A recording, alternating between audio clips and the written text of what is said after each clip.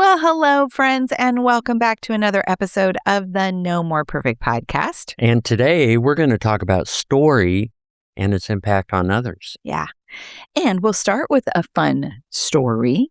Well, it wasn't fun at the time. It was actually quite scary. But yeah, let's talk about that, Jill. Okay. So to set the stage for this story, it was a cold winter morning. Sorry. Oh my goodness. Okay. So for those of you that maybe are listening and you're brand new, our marriage crashed and burned in 2011, 2012, which coincided with a midlife crisis that Mark had. He also had an affair. We separated. Yes. Yep. In fact, we have a whole 4-week series on the podcast that I'll make sure and put in the show notes. If you're not familiar with that story and you want to understand our journey from healing from that very dark season and healing from infidelity, I'll put that in there. But yes, we were separated. And on Easter Sunday of 2012, Mark had his own personal resurrection. I did. And it was on that day that I heard the Lord speak to me and actually redeem me from the mess that I made and made a commitment to me to help lead me through, which he has done. Yeah. So we began healing. Yep. And as we healed, we had an agreement that we would share our story. We could each, so let me back up. We had been very public before that. We had been very public, and this person was saying that he was tired of that, and he didn't want to be public anymore. Jill, you can go be public, but I don't want to be. That's right. And you were gracious, and you were like, I was fine with that. Yeah, you're like, okay. How about if we share our story with people that we're talking with and it happens to come up naturally? Well, our agreement was if we were talking to somebody who was going through infidelity. Right. We both were fine being honest. Yep. Like if we were talking with them individually, I had the freedom to share our story and you had the freedom to share our story. But that was like where you wanted it to stop. Right. So I wanted to just kind of melt into the shadows because I was tired of it all. And yet the Lord was kind of hounding me, kind of like a dog nipping at a tail.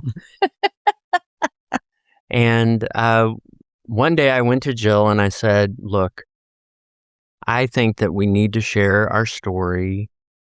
I think you need to share our story because you have been so honest with women and you've got all these followers and they have been very gracious, but they're kind of wanting to know what's going on. And so I said, let's figure out a way to share our story without me having to go public. Well, so what we came up with is a 10-day blog series. On Jill's blog. Right. So perfect. It was perfect. Yeah. So we did this 10-day blog series on my blog. We wrote it together. We wrote it together. Like we laid out the whole story and then we released it one day at a time. And it was very impactful. Right. My blog readership went from 5,000 to 15,000 overnight.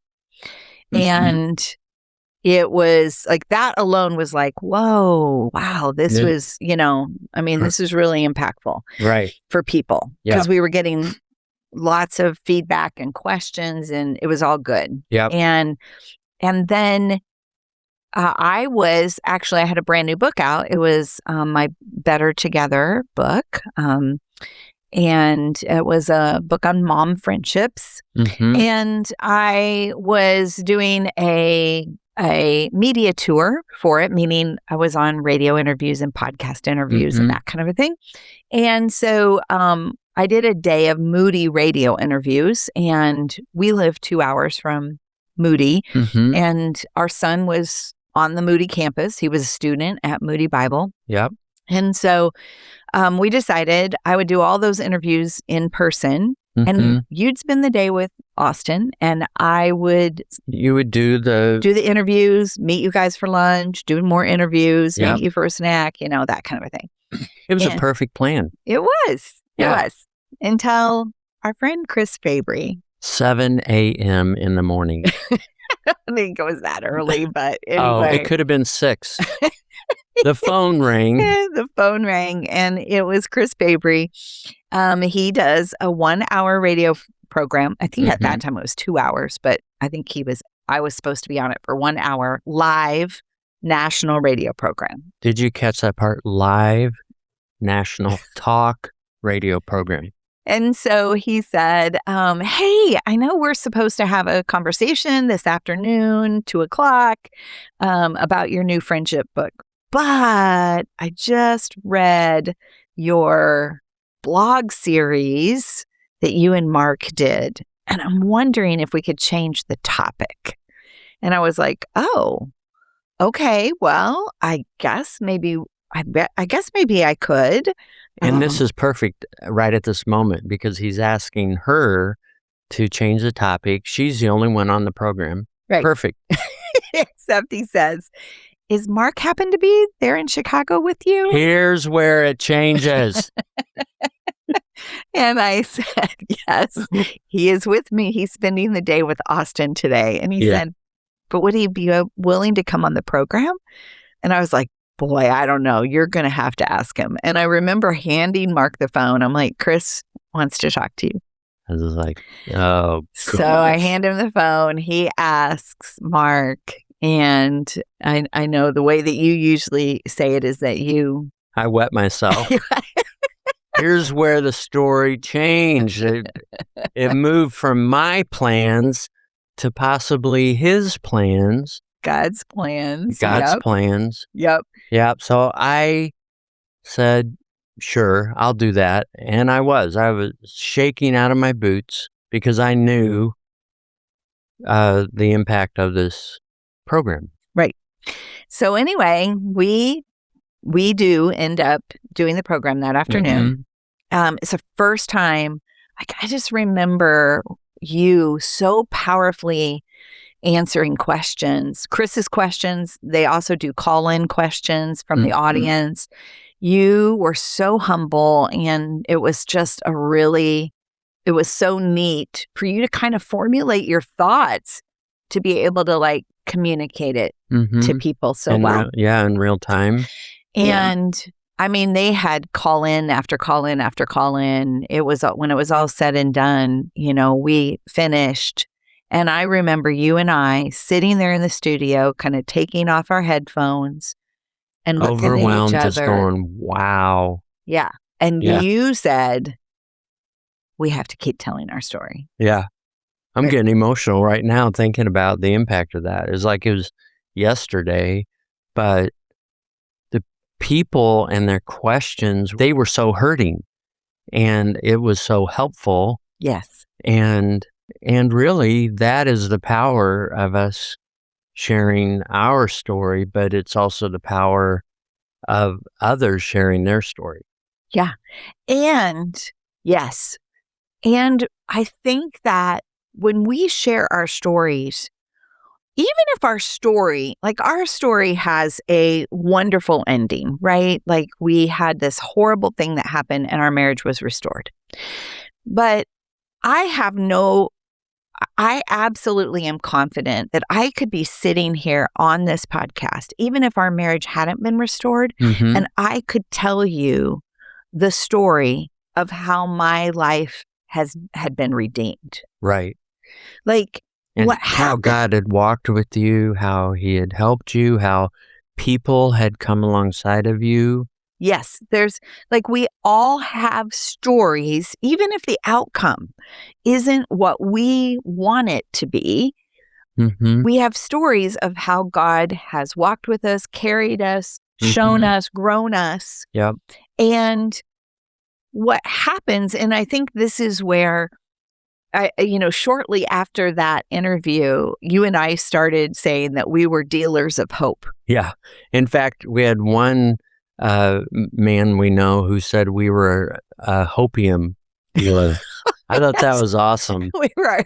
I want to put that on a t-shirt. Hopium dealer. Yeah, hopium.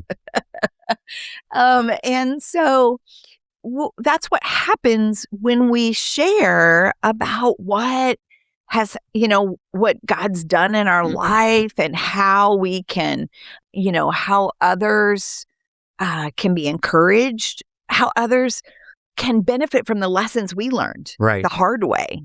Yeah. And, even if we can we can't take away someone else's pain, but we can, what I've seen has blown me away is people's response, and they are sitting in hopelessness, hearing our story, and they take on hope. Yes. That really was a big surprise to me.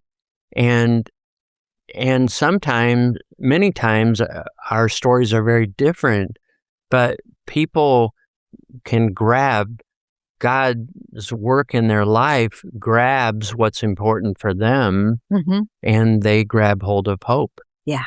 And the first thing I'm thinking of is that some people listening would say, well, I could never be on a talk show, so my story won't be of an impact. Right. And you don't have to share your story on national radio. Yeah. Tell you, it's a lot stressful if you do that. You can share over coffee, or you have friends over and you're having a cookout. You're just sharing. Yeah. You're going the next step in talking about experiences that some people that oftentimes we hold back, and when we hold it back, we miss out on the opportunity to bring hope and help to others. Yeah.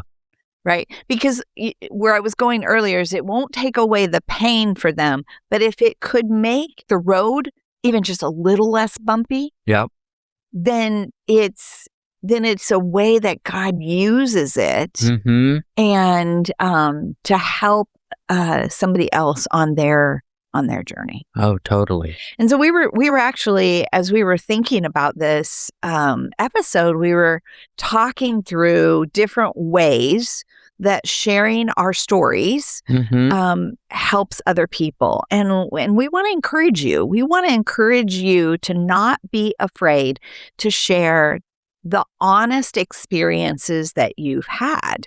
And this is particularly hard for people that grew up in a home where it was like, you don't talk about it. Oh, totally. You don't talk about the family. You don't share secrets. You don't share. You keep everything locked in because that's safe and that's protection. And really what it does, when you keep everything locked up, it works the opposite. It creates isolation. It does, right. And so by sharing our stories, what it does is it breaks isolation. Right. Because when we're going through something hard, there's this quiet belief inside our head that we're the only one going through it. Right. We're the only one. And so when somebody else talks about maybe a part of their journey and it's similar to ours, then it becomes the difference between actually suffering alone and maybe feeling understood. Right. I think too, when we hear others share their story, and then we could even resonate with it, but we don't want to agree. We don't want to tell them anything about us. That's shame telling us that if I share my story, my journey, they'll reject me or they'll think bad of me. That we have this weird idea that we need to be perfect, and that additionally creates isolation. But we want to break that isolation, and I think of Scripture where we're told to confess to one another, to share ourselves, to share the good, the bad, the ugly. Yeah.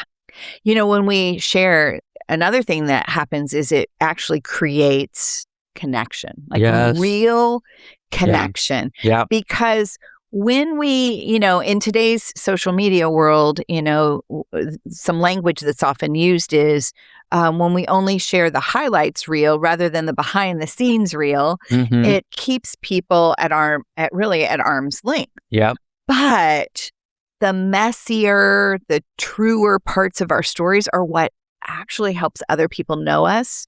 And really, it kind of opens the door for, this, because that's what I find is honesty begets honesty. Right. And so when we are opening up the door and we're sharing the real stories of the things that we've gone through, it's like, it's deeper in intimacy. And the best definition, and intimacy doesn't just happen in marriage relationships. Intimacy happens in friendships. You and I recently had a situation where we learned about somebody we've known for years. Yeah. But he kept a part of his life that we didn't know about. Right. And it wasn't even a bad thing. No, it wasn't. But for him, it was, I don't know. Like he held that back, and we just recently learned about him. We were like, what would keep him from sharing that? And so it really, had he shared that, we would have felt even more connected, right? Well, and it's a weird thing, but if he wouldn't share that, what is he hiding? Because it wasn't really a superficial relationship. And it was digging deep into everybody's life and building intimacy. But all of a sudden, there's a wall up in his life, and I'm going, what else is behind the wall? Sure. It's just so strange. Yeah. But I want to go to another aspect of this connection piece. So when we are working with couples, when we're coaching a couple, when they're at our Marriage 2.0 intensives, we use a communication tool called Safe Conversations. Yeah. And the Safe Conversation is, there's three main parts to it. I'm going to share a fact, I'm going to share a feeling, and I'm going to share an experience with you. And when we share a fact, that's just, surface level. When we share a feeling, we're getting a little deeper. When we share an experience, we're much deeper. Right. And what we see that happens in our intensives and our coaching is when couples start sharing all three levels of those, they will experience something that a deeper connection than what they ever have. And sometimes when we have those conversations, they'll say, I knew that story from my partner's childhood, but I never knew how it impacted them. Right. Like sometimes we've shared the surface level of a story, but not dug into how it impacted them, and then maybe how they've carried woundedness or hurt or fear or something else into their adult years because this situation happened in their childhood. Right. And so even just sharing stories between us, but going into how that affected us, how that impacted us, man, builds connection. Oh, and that connection, it just becomes so rich and genuine and trust building. Yeah. You don't even have to be on a journey of wanting to build trust, but that's a natural response to that connection. Yeah. Yeah, absolutely. Yeah. It also helps others navigate similar circumstances. For us to communicate our story that won't line up completely 100%, but it could be similar in some ways. And to just talk about how we navigated that. And it could be that I didn't navigate it well and the person I'm talking to didn't navigate it well, but all of a sudden we become partners in that navigation and can talk about, gosh, how could I have done that differently? if I could do that over again. Right. Or- Because even when our stories don't have a good outcome, they can, by sharing them, they can actually become a warning to somebody else. It can become, maybe reassurance that somebody else needs. Yeah. So even sharing what didn't seem like it had any value to you, just being able to go, you know what? Okay, this has been, I've heard this many times. This has been good for me to hear you talk about this because it's made me realize this about my life. And that's really impactful. I mean, that's what can sometimes,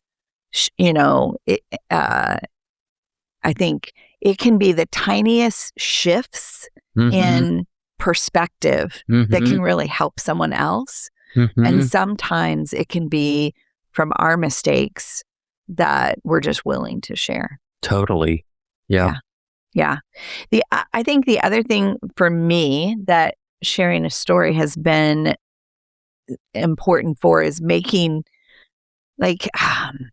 God uses our pain for his purposes. And so when we share our stories, it can help us make meaning out of our difficulty. It can give purpose to the pain. And the other thing that's happened along the same lines of that, I think, is the more that you talk about something, the more you actually work it out in your own head. Oh, totally. Yeah. Because as you're working through it, it's almost like you gain insights. It's almost like you're not intentionally mining for diamonds, but diamonds kind of reveal themselves. And it's like, wow, I hadn't thought of that before. Yep.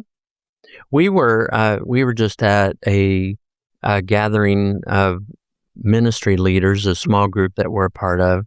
And as we were talking about our own stories, I had an additional awareness and insight into my stepfather and his huge, passion's not the right word because he was most often, his huge determination and his huge force of nature and his huge response if you didn't follow his force. I was like, oh, I never thought of that before.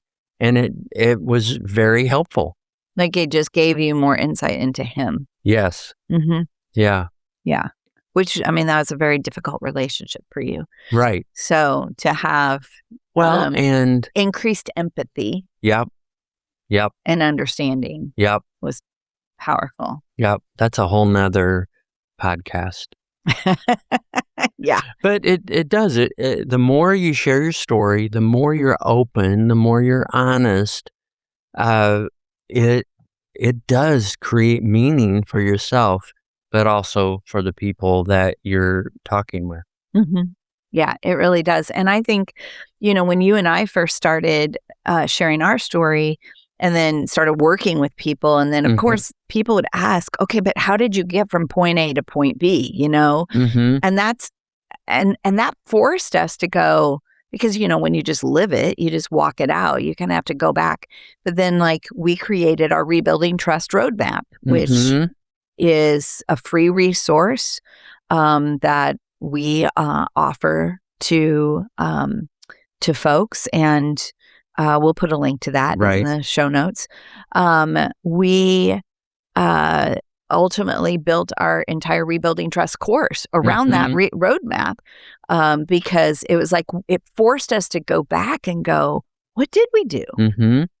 And not that you have to do that. Not everybody's going to build a course out of their experience, but the more you do talk about it and the more you interact with people, the more you gain wisdom and insight into the journey that you actually have been on. Right.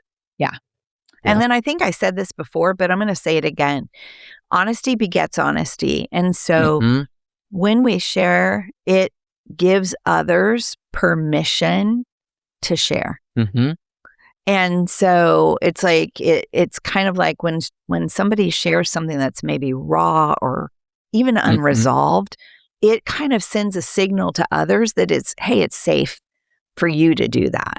Totally. And one honest story opens the door for the next honest story. Mm-hmm.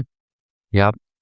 I was thinking that we have interacted with quite a few small groups through the years for various reasons, but the biggest disappointment that we hear when people have been in small groups but not enjoyed it is that there's not a level of honesty.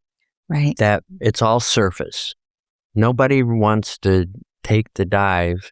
And when we've interacted with those individuals that are that have had bad experience, we have also tried to help them see.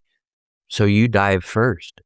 We're always waiting on somebody else to jump in. Yeah. And it's like, so jump in and start building an environment of honesty, and then ask others to invite them to share their story.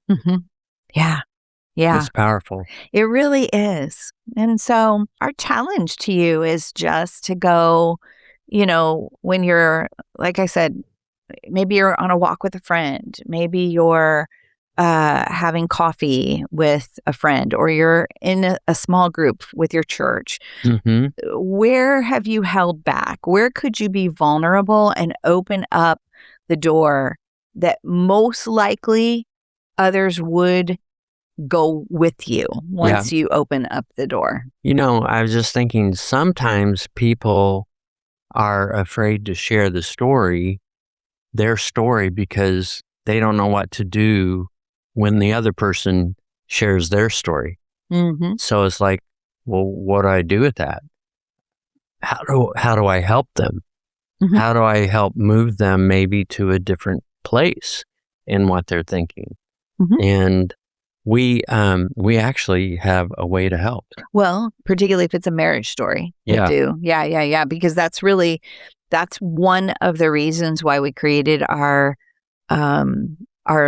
Creating 2.0 Marriages coaches course. And it is a course that we started, back in 2023. So this will be, we only offer it once a year. And I think we're coming up then 23, 24, 25, 26. This will be our fourth cohort. Go through it. It's a small group of people that most of them, I will say not all of them, have like a story, but most do, because I think that when we've been through challenges, we often want to help others, but we don't know exactly how to do that. And many of the folks who have taken our Creating 2.0 Marriages, either mentor or certified coaches course, we have two options, what it's done is given them a framework. Right. To help others. Right. Like they use their story. The story becomes the, what would you call it? Kind of the open door. Yeah. I was thinking launching pad, but yeah. And really, you don't have to have a hard story, but marriage or relationships with others has hardship to it. It's not all challenges. Yeah. It has challenges. And so you just jump from the challenge into the story. And then if you have a framework to help people to be able to use your story as that launch pad, but you have a framework to say, hey, let's work through this together, or I'll walk with you through this. What a gift that can be when you're willing to walk with somebody and then give them guidance. Yeah. And so, so if that is something that you're like, maybe you already serve on your church's ministry team or marriage ministry team. Maybe you're the go-to person in the community that you're in. I know one couple that took our course a long time ago. I think they were in our first or second cohort, but he was a fireman, and it seemed like he and his wife were the go-to people for people with marriage struggles. Yep, I remember that. And in that fireman community. And they wanted some training. They wanted support. They wanted to feel like they were better equipped Right. to actually help others. Yeah. And so they took our mentor course. Our mentor course is a 6-month course. It's what we actually do for mentor and certified coach is it's a video course, and you watch the videos. You watch like 2 videos every 2 weeks. Mm-hmm. And then we meet every other Monday night and we process those videos, what you've been learning through the video course. We apply them to your life. We apply them to how to help other couples with those topics. And even when somebody can't join us on Monday nights, those are recorded. They can still benefit from it, because we had one couple last year. Yeah. They were in Australia. They found us online and they took our marriage mentor course in Australia. And of course, the time change with that did not. 7 p.m. that we were meeting was like, I don't know, 2 a.m. their time or something like that. It didn't work.